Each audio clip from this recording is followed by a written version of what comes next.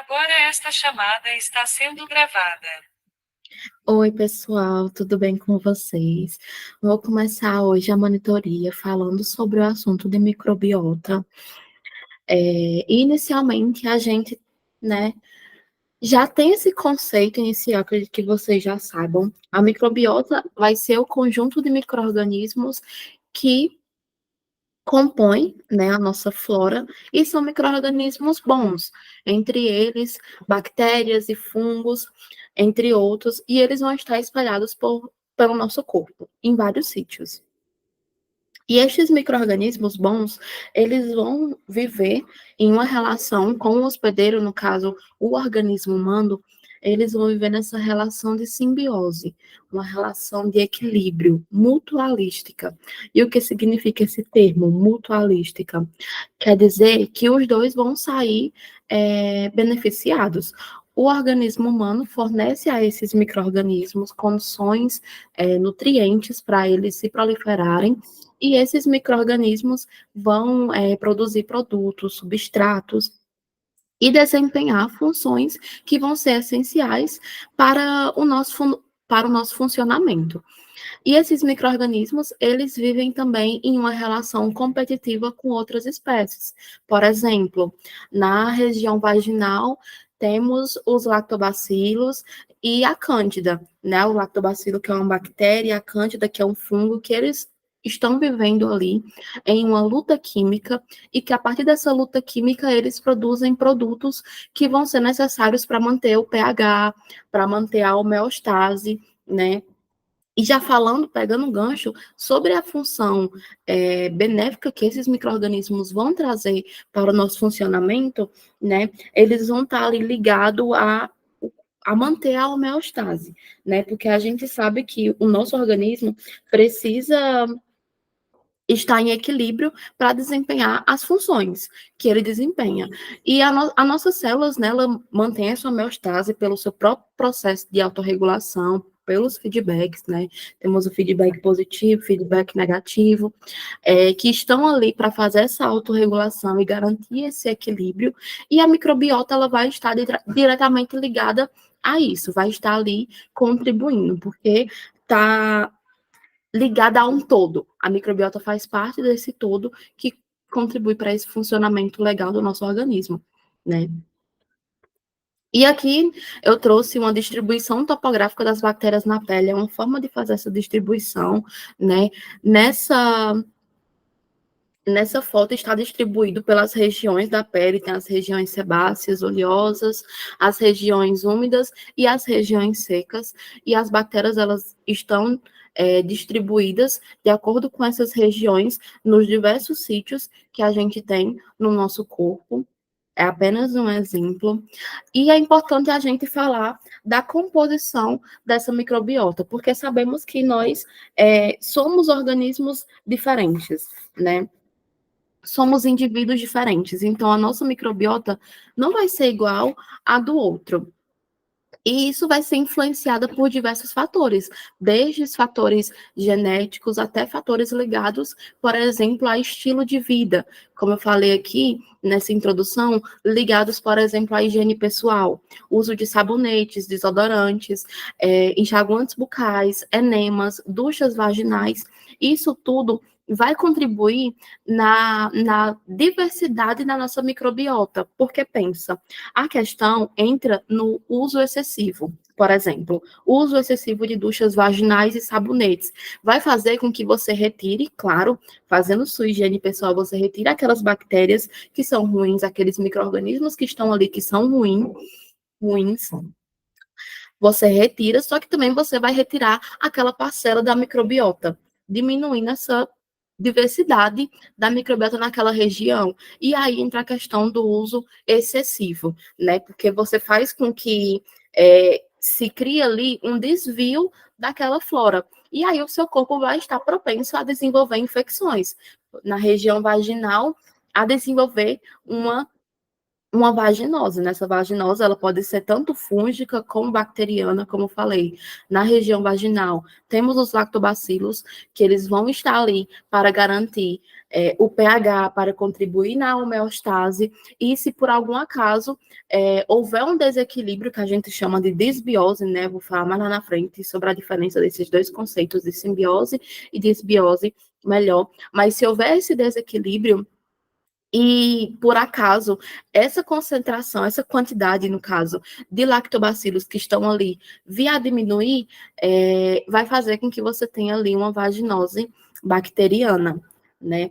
Ou fúngica, se esses fungos que estão lá, que é o A. candida, vinha a se proliferar e houver um crescimento daquele fungo, porque não é isso que a gente quer um equilíbrio. Então, tanto pela diminuição dos lactobacilos, quanto pelo aumento do crescimento desse fungo, a gente vai ter aí 2 casos de vaginoses por conta de um desvio da flora que é causado pela retirada excessiva dessa microbiota que estava ali para garantir a nossa homeostase, o nosso equilíbrio e o funcionamento ideal do nosso corpo.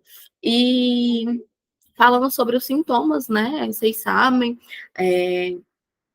da vaginose, da candidíase, o aspecto do corrimento, semelhante à coalhada, o odor, a coceira, o desconforto ao urinar e na relação sexual, são todos sintomas que vai estar associado a essas infecções causadas por conta desse desequilíbrio da microbiota, né? E como eu falei, isso está ligado a diversos aspectos, tanto os genéticos, né, de você ter uma predisposição, igual tá aqui, ó, ligado à genética do hospedeiro, você tem uma predisposição a ter certos micro-organismos no seu microbioma. Claro que isso vai depender de outros aspectos também, como, por exemplo, a que fatores ambientais você vai estar exposto, né? Não é porque você tem genes que vão predispor tal situação, tal micro-organismos no seu microbioma, tal doença que você vai vir a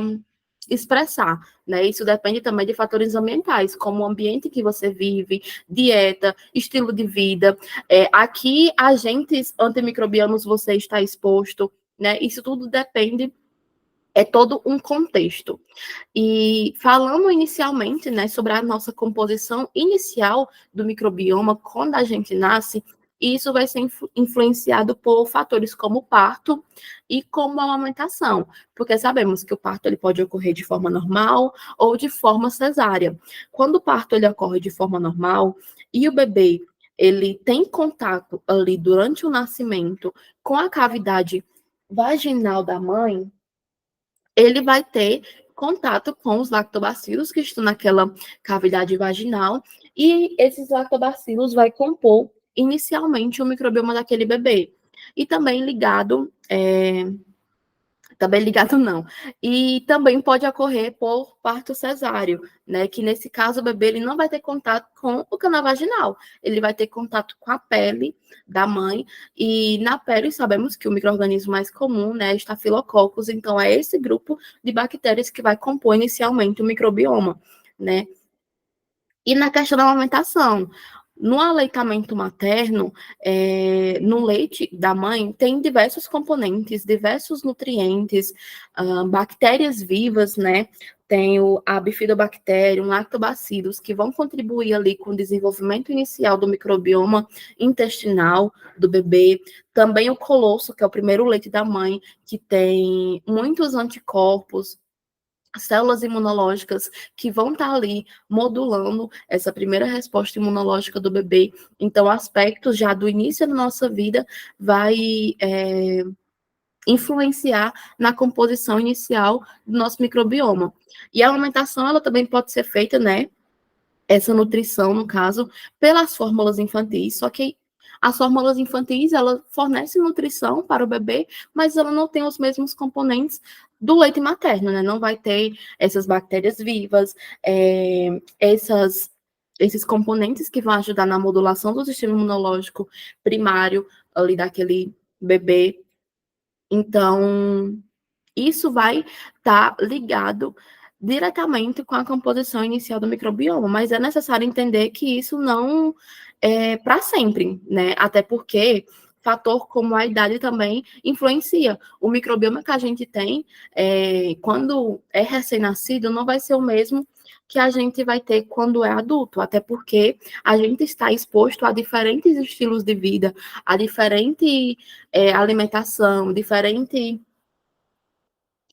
práticas de exercício físico e diferente ambiente. Então, todos esses aspectos durante a nossa vida vai influenciar na composição da nossa microbiota. Interações microbianas também, porque sabemos que esses micro-organismos, eles interagem entre si, então essas ações de interação entre si podem influenciar na composição do microbioma.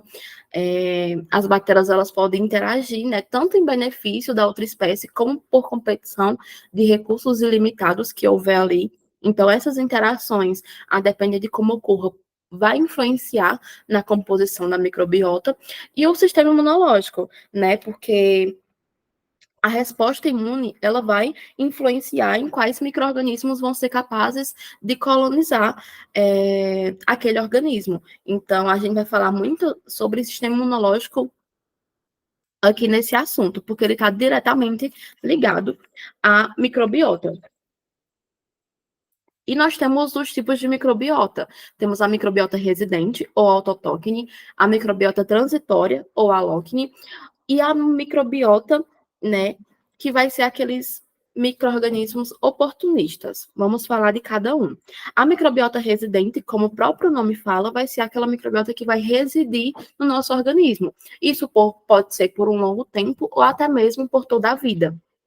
E ela vai viver ali, como eu falei lá no começo, em uma relação de simbiose, de equilíbrio, de mutualismo com o nosso organismo, onde o nosso organismo vai fornecer condições para elas se proliferarem e esses micro-organismos vão desempenhar papéis essenciais para o nosso corpo. Por exemplo, a microbiota do nosso trato gastrointestinal vão exercer funções ali de auxílio no processo de digestão, de síntese de vitaminas, vitaminas K, vitaminas do complexo B. Então, há essa troca. Os dois são beneficiados. Eles vivem nessa relação aí de equilíbrio. Temos também a microbiota transitória, né, que, como o próprio nome fala, vai ser aquela que vai estar ali temporariamente, né?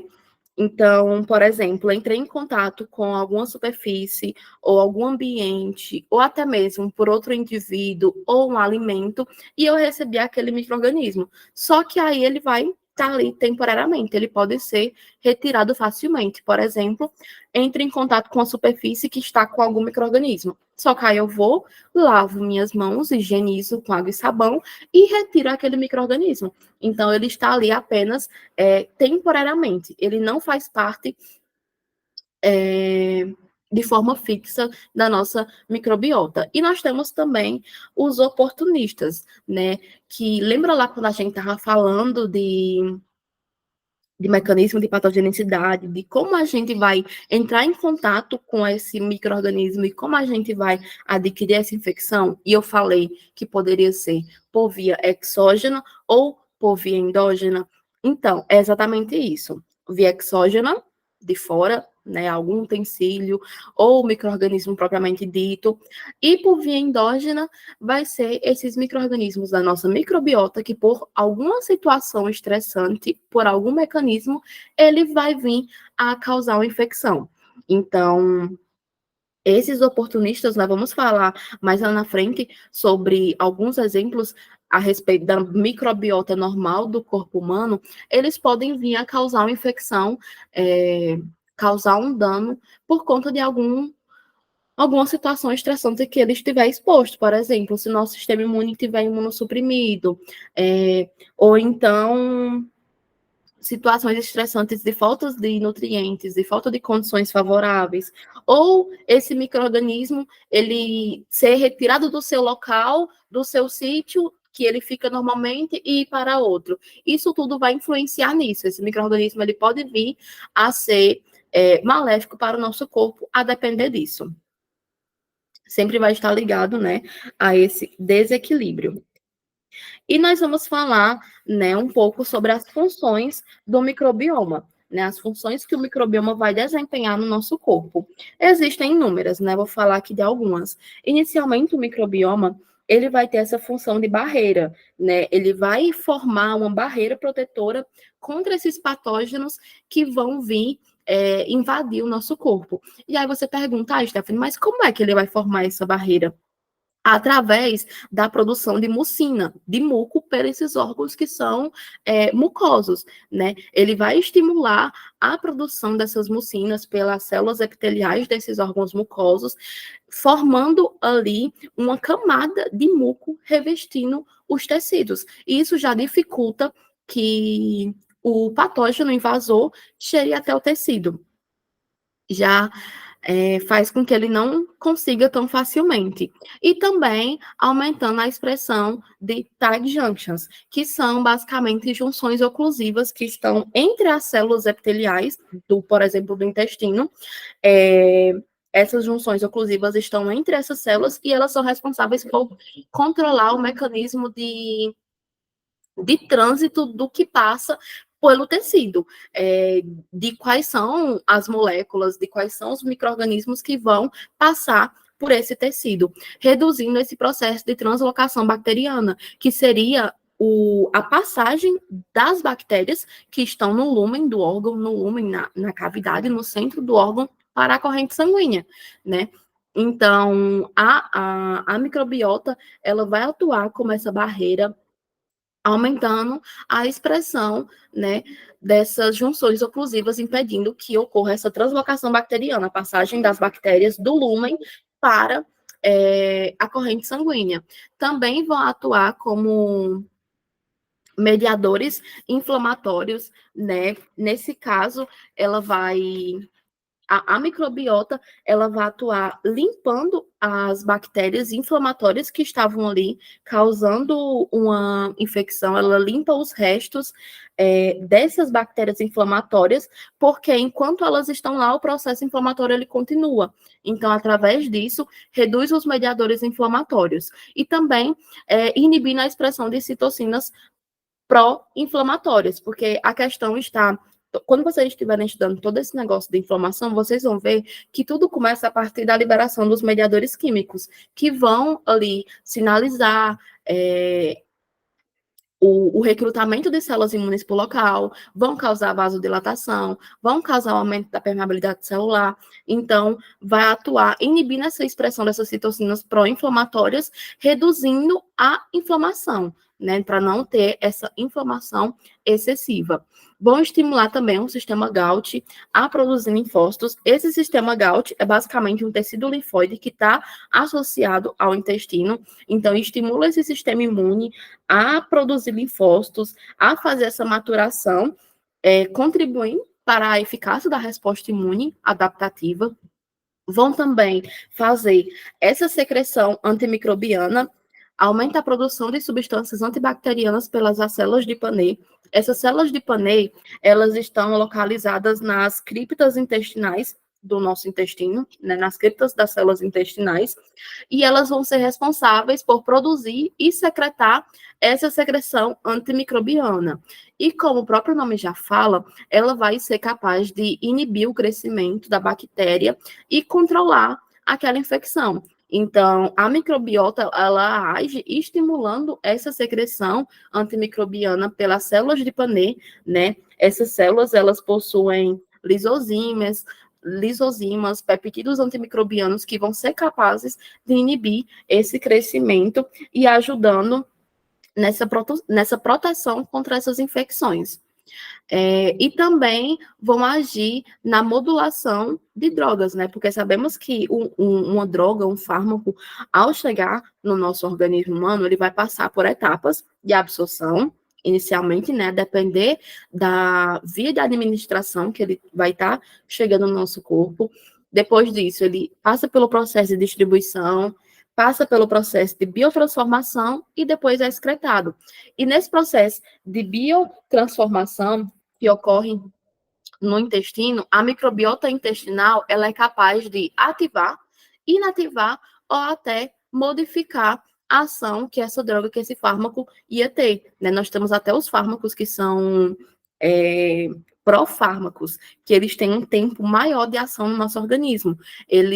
Você ingere, absorve ele, né? Primeira etapa de absorção, e somente ao ser metabolizado, somente ao passar pelo processo de biotransformação, que ele vai ter o efeito, ele tem um efeito mais longo. Então, a microbiota intestinal, ela tem esse poder de interferir na ativação, inativação ou na modificação das propriedades do efeito que aquela droga, que aquele fármaco ia ter no nosso corpo.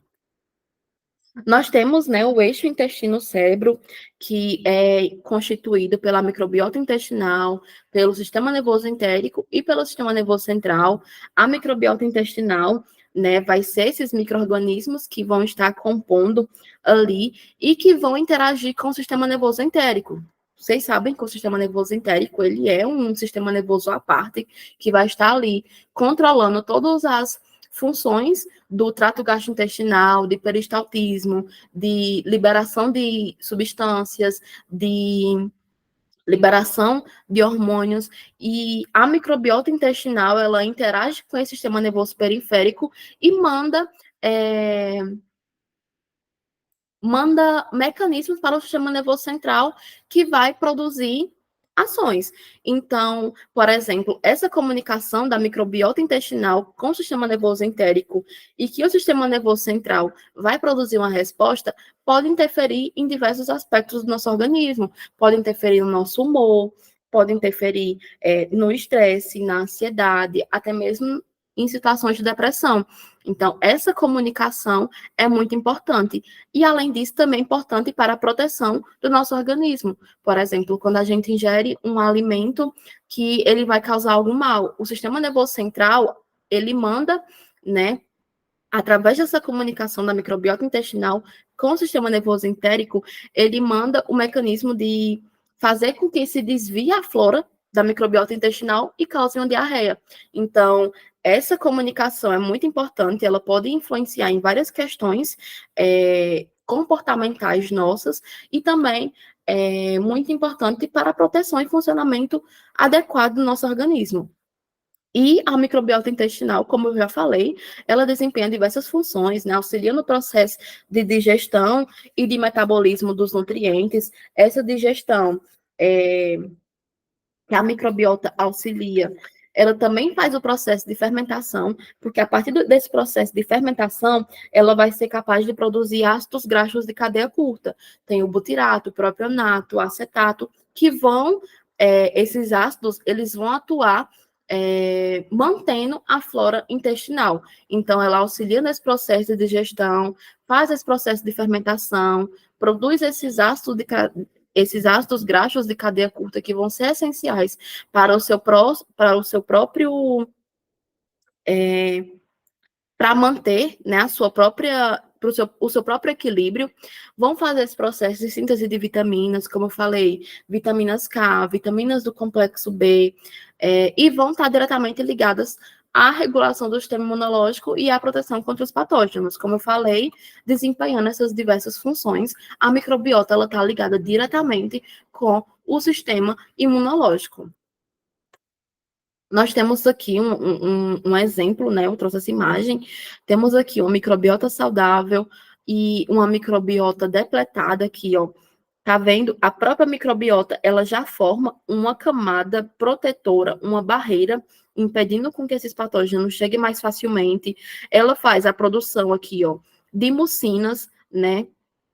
Que vão estar revestindo esse tecido, também da secreção antimicrobiana, que vão ser capazes de controlar essa infecção, inibir o crescimento da bactéria. Enfim, uma microbiota saudável, ela vai atuar ali diretamente na proteção do nosso organismo. E como eu falei antes, sobre a microbiota normal do corpo humano, lembra lá dos tipos de microbiota que tem a oportunista, como eu falei, essa microbiota, ela pode ser responsável por uma série de doenças, que a gente chama de infecções endógenas. E pode ocorrer quando ela deixa o seu sítio normal e migra para um novo local, né? em situações de cirurgias, por exemplo, eu estou fazendo uma cirurgia abdominal, e aí acaba que um micro-organismo da microbiota intestinal vai para a região abdominal e causa ali um quadro de peritonite. Então, isso pode ocorrer, por exemplo, você sofre uma lesão na pele e aquela microbiota ela vai para a corrente sanguínea e é capaz de causar uma bacteremia, uma sepse. Então, essa questão da microbiota estar no seu sítio normal é muito importante para o seu equilíbrio, porque se ela for retirada e ir para outro local, ela pode vir a causar uma infecção. O uso de antibióticos ou imunossupressores, né? Porque, por exemplo, o uso de antibióticos de amplo espectro, porque é necessário a gente entender que, ao mesmo tempo que a gente está tratando aquelas bactérias que são ruins, a gente também está retirando aquela parcela de bactérias que são boas. Então, esse uso prolongado ou o uso indiscriminado pode vir a causar uma infecção endógena, tanto de antibióticos como de imunossupressores. E pacientes na UTI, né? Tendo em vista que os pacientes que estão na UTI, eles já estão ali em uma situação grave, né? O seu corpo, ele já está em uma situação de desequilíbrio. E, como a gente sabe, os pacientes da UTI, eles vão passar por uma série de processos invasivos, intubação, catéter, e isso faz com que ele adquira mais facilmente uma infecção por conta daqueles micro-organismos que estão naquele ambiente hospitalar. Né? A maioria dos pacientes que estão na UTI morrem por conta de uma infecção adquirida do próprio ambiente hospitalar.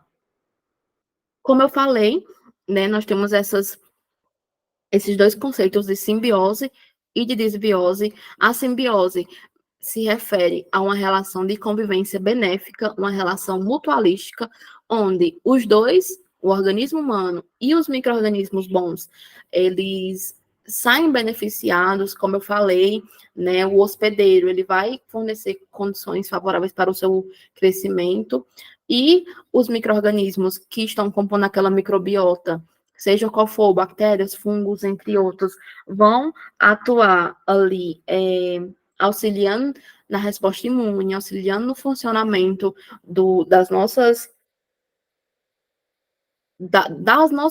dos mecanismos que o nosso corpo faz, né?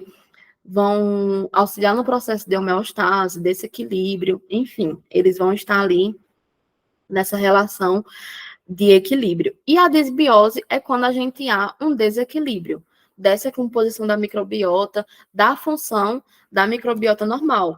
E essa desbiose ela pode ocorrer por diversas causas, como eu falei, a retirada excessiva da microbiota. Eu falei lá no começo, do uso excessivo de duchas vaginais, de sabonetes, uso de antibióticos de forma prolongada ou indiscriminada, faz com que haja essa retirada da diversidade da microbiota, causando esse desequilíbrio, né? O estresse, enfim, tudo isso está ligado a uma situação de desbiose, de desequilíbrio, que pode vir a se tornar prejudicial para o organismo. E aí, como eu falei, essa microbiota ela vai estar espalhada por diversas partes do nosso corpo, né? Nós temos aqui a microbiota e seus sítios.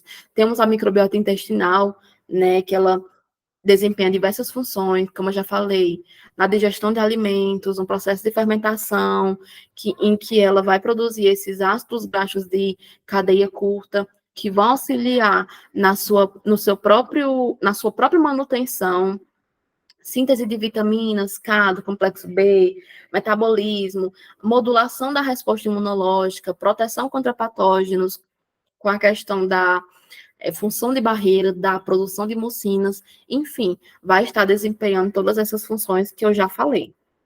A microbiota cutânea, né, ela vai ser composta da pele, dos folículos pilosos, as glândulas sebáceas, e esses micro-organismos vão estar em todas essas regiões da pele e vão atuar protegendo contra os patógenos, né, mantendo essa proteção daquela microbiota.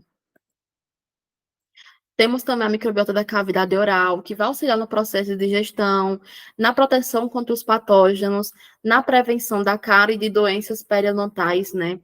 enfim, sempre ali garantindo que o sistema imunológico, ele auxiliando o sistema imunológico em uma resposta eficaz. Então, se a microbiota está equilibrada, ela vai conseguir auxiliar o sistema imunológico e esse sistema imunológico vai conseguir defender o corpo dos micro-organismos em que ele possa vir a estar exposto.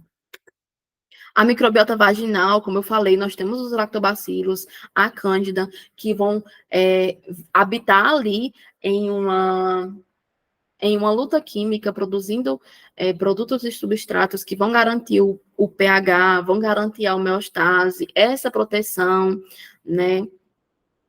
Enfim. E é importante lembrar que essa microbiota vaginal, ela vai mudar, né? Ela muda de acordo com a idade, ela muda de acordo com o pH, ela vai mudar de acordo com a secreção hormonal, né, que aquela mulher tem, enfim. A microbiota da uretra, né, vai estar atuando ali com, na proteção dos patógenos urogenitais, né, porque a uretra masculina, ela vai estar ali ligada tanto ao sistema urinário como ao sistema genital, então vai atuar nessa proteção desses dois sistemas, garantindo essa manutenção, essa modulação da resposta imunológica. E a microbiota, ela também tem um papel no tratamento do câncer. Ela também influencia nesse tratamento do câncer. Claro que ela não está diretamente ligada, mas como eu falei desde o começo, é um conjunto, né? Se você não tem hábitos alimentares legais, se você não tem uma rotina de exercícios regrada, se você está com seu sistema imunológico baixo, se você está ali em situações estressantes, a sua microbiota vai estar em uma situação de desbiose, de desequilíbrio, e isso tudo pode favorecer o processo de surgimento de um câncer, né? E existem diversos mecanismos pelos quais a microbiota ela pode auxiliar na luta contra o câncer.